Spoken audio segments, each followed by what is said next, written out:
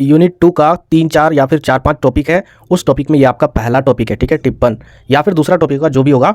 एक बात हमेशा याद रखिएगा, यूनिट 2 में जो टॉपिक है टिप्पण जैसा 3-4 टॉपिक है, कॉमा कॉमा करके है, मेरे पहले वाले वीडियो में देख लीजिएगा, वहाँ पर आपको सिलेबस मैंने डिटेल से बता दिया था। तो कहने का तात्पर्य यह है, मैं आपको क्या बताना चाहता हूँ, एक क्वेश्चन ऐसा भी रहने वाला आपके एग्जाम में, लिखा रहेगा कि निम्नलिखित में से तीनों का वर्णन करे या फिर उस पर आपको व्याख्या करे। तो 3 क्वेश्चन क्या क्या पूछा जाएगा, तो यूनिट 2 में जो आपका कॉमा करके सारे टॉपिक दिए हैं वही आपका क्वेश्चन पूछा जाएगा, जिनमें से पहला अभी मैं आपको एक्सप्लेन करने वाला हूँ। और ये क्वेश्चन जब भी पूछा जाएगा ना, तो ये सिंपल होता है, सिंपल वे में 3 टॉपिक आपका पहले से पता चल गया और 3 टॉपिक में आप आंसर को लिख डालिएगा। आंसर लिखने में आसानी होती है जब टॉपिक पता रहता है, और इसमें जब टॉपिक पता है तो पन्ना भी भरेगा आराम से।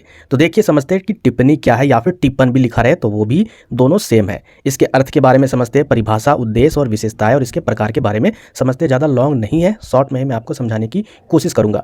टिप्पण या टिप्पणी का कार्यालयों के लिए एक विशेष महत्व होता है, जो दफ्तर होता है, कार्यालय होता है। इसके अलावा बहुत सारे सरकारी कार्यालय या फिर प्राइवेट कार्यालय जहां पर कागजात से रिलेटेड कोई भी कामकाज होता है, उन सभी कामकाज में टिप्पणी का यूज किया जाता है, उसका विशेष महत्व होता है। यह अंग्रेजी शब्द नोटिंग, याद रखिएगा NOTING, नोटिंग का हिंदी अनुवाद है।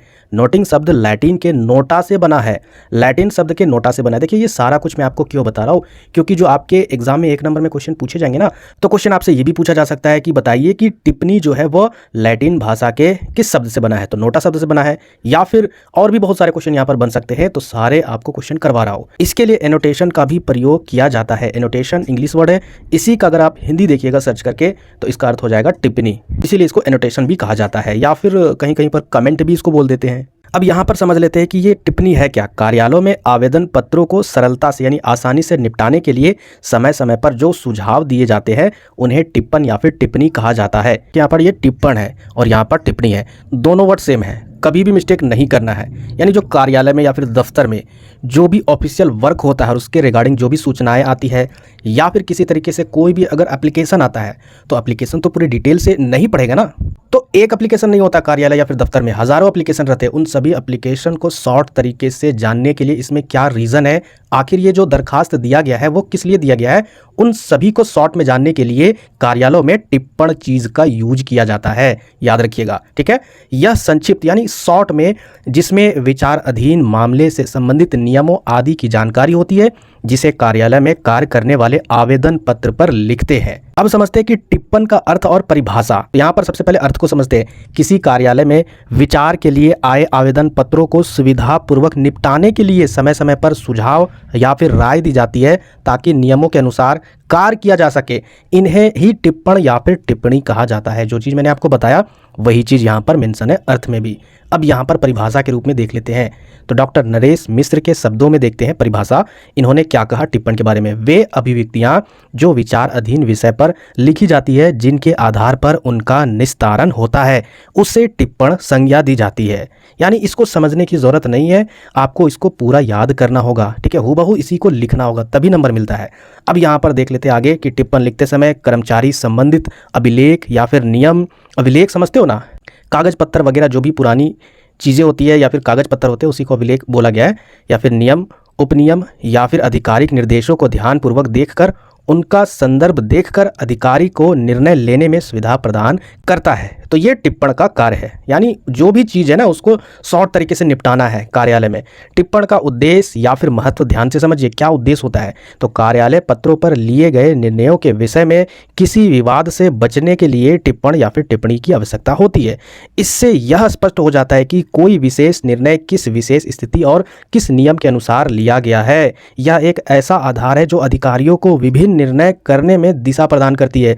उनके द्वारा किसी विषय से जुड़ी सभी समस्याओं की जानकारी प्राप्त हो जाती है तथा अधिकारियों को समस्या का समाधान के लिए भी विकल्प मिल जाता है। अब यहाँ पर इसकी विशेषताओं के बारे में ध्यान से समझेंगे।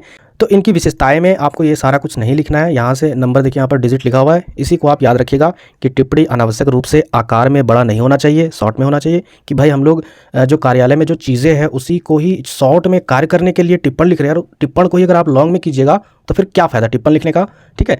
दूसरा देखिए, एक अच्छी टिप्पणी में वे सभी तथ्य होने चाहिए जिनसे विचाराधीन विषय को स्पष्टता प्राप्त होती है। कहने का तात्पर्य यह चीज़ है कि टिप्पणी में वो सारे चीज़ इन्वॉल्व होना चाहिए जो कि जिसके रिगार्डिंग आप टिप्पण लिख रहे हो। जैसे कि कोई भी दरखास्त पहुंचा, उसको तो उतना पढ़ेंगे नहीं, तो आखिर 1000 दरखास्त में 500 दरखास्त किस टॉपिक पर है, किस समस्या पर है। याद रखिएगा, जैसे कि अगर जल की समस्या है तो उस पर आपको टिप्पण लगाना है कि इतना जो आपका दरखास्त है वो जल समस्या से रिलेटेड है, ठीक है। जगह वगैरह सारा कुछ वहाँ पर मेंशन होता है, एड्रेस वगैरह, तो वो उस तरीके से लिखा जाता है, उसकी जानकारी होनी चाहिए उस विषय के बारे में। तीसरे पॉइंट पर आते हैं। तीसरा पॉइंट क्या आपका, टिप्पणी में विषय के विश्लेषण के पश्चात स्पष्ट संकेत दिया जाना चाहिए कि किन विषयों पर निर्णय लेने की आवश्यकता है।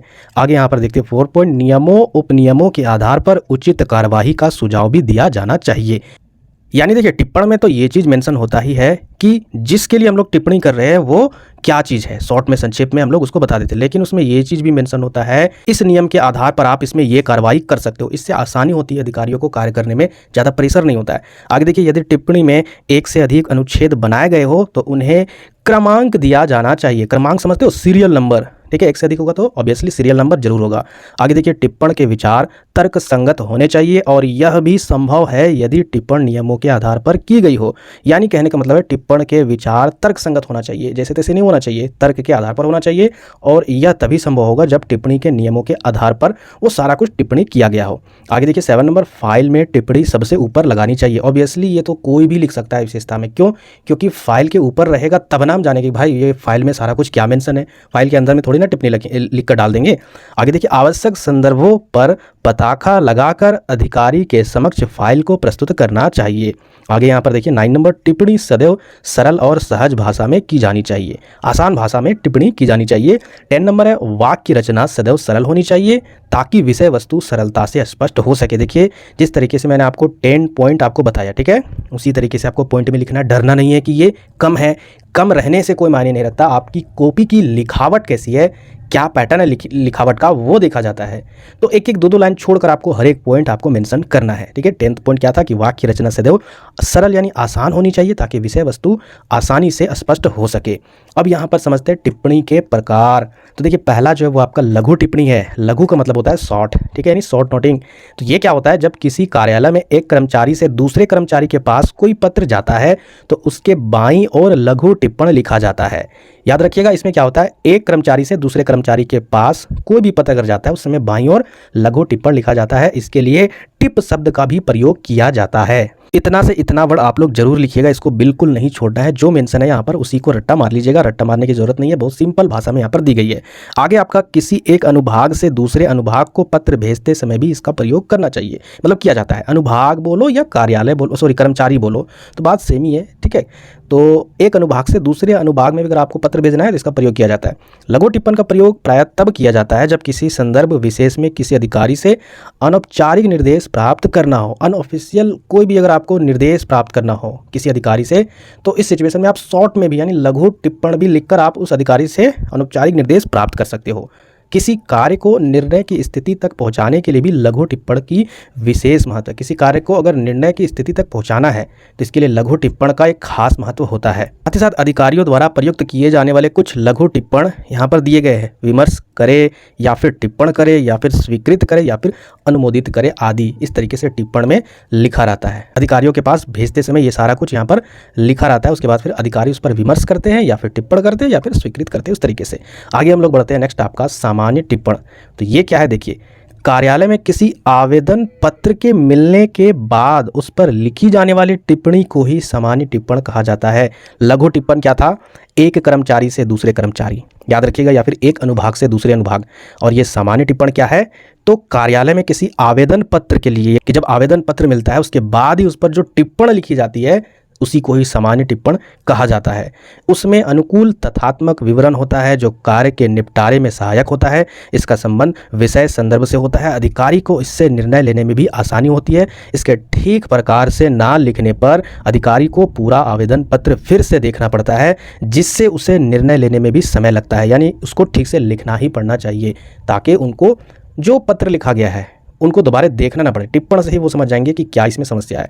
देखिए, आगे गा नंबर है समग्र टिप्पण, या फिर इसको बोलिए फुल नोटिंग। समग्र टिप्पण या फिर बोलिए ना यहाँ पर संपूर्ण टिप्पण, इतना टफ यूज़ मत कीजिएगा, कोई ज़रूरी नहीं। संपूर्ण टिप्पण तो किसी पुराने विवादास्पद या गंभीर विषय पर विचार करते हुए विस्तार से टिप्पणी लिखने की आवश्यकता होती है, उसी को ही संपूर्ण टिप्पण कहा जाता है। आपको फिर से याद दिला दे, एक कर्मचारी से दूसरे कर्मचारी तक लघु टिप्पण, या फिर एक अनुभाग से दूसरे अनुभाग तक वो लघु टिप्पण।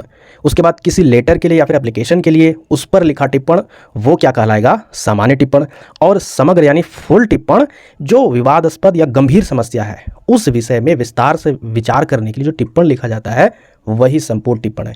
तो उम्मीद करते 3 पॉइंट समझ गए होंगे। इसमें मामले का पूरा इतिहास लिखा जाता है ताकि अधिकारी इसे पढ़कर सरलता से पूरा मामला समझ सके और अपना निर्णय दे सके, क्योंकि बहुत सारे ऐसे भी जो कागजात होते हैं ना वो पुराने होते हैं। अब बताओ 100 साल 150 साल पुराना जो कागजात है उसमें अगर विस्तार से टिप्पण नहीं किया रहेगा तो फिर उन कागजात के बारे में लोग कैसे जानेंगे, अधिकारी कैसे जानेंगे कि क्या है आखिर इसके अंदर में। इस प्रकार के टिप्पण में किसी ऐसे ही पुराने मामले का हवाला देना भी उपयुक्त होता है, क्योंकि यदि ऐसे ही किसी समस्या का समाधान पहले कभी भी कार्यालय में हो चुका है तो उसे आधार बनाना भी उपयोगी सिद्ध होगा। इसके साथ ही इस प्रकार की टिप्पणी में संबंधित मंत्रालय या फिर कार्यालय से संबंधित नियमों उपनियमों का उल्लेख करना भी आवश्यक होता है। चलिए आगे देखते हैं। घ नंबर विभागीय टिप्पण। विभागीय टिप्पण ये वर्ड से ही समझ रहा है कि कोई विभाग से रिलेटेड है।